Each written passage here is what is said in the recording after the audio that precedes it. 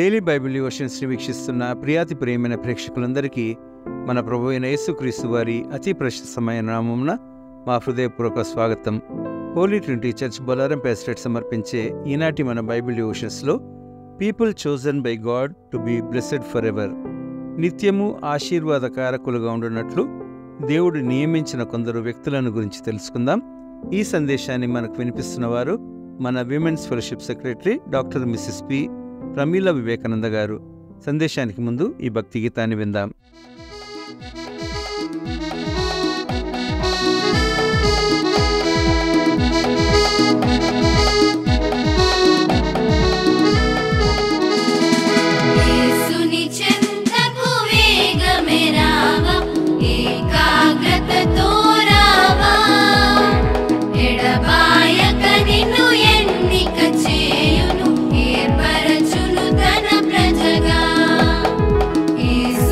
చెంత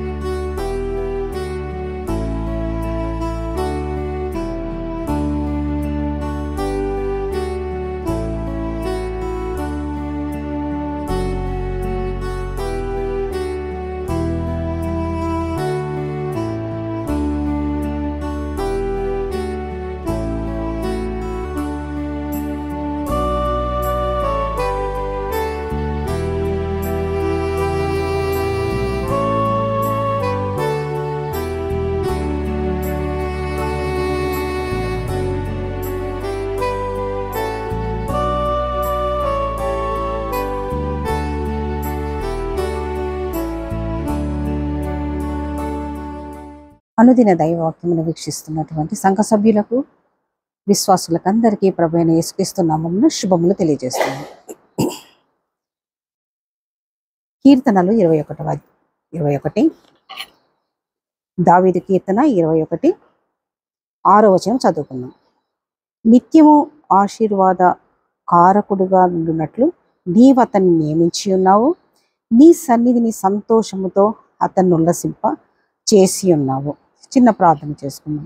కృపామయ దయగల తండ్రి, ఈ యొక్క ఉదయకాల ధ్యానించుటకు ఇచ్చినటువంటి సమయాన్ని బట్టి మీకు స్తోత్రములు తండ్రి. మీ వాక్యం ద్వారా మాతో మాట్లాడమని వేడుకొంచున్నాం తండ్రి. నన్ను మీ యొక్క సిలువ చాటును మరుగుపరచమని మా ప్రభువైన యేసుక్రీస్తు పేరిట వేడుకొంచున్నాం తండ్రి.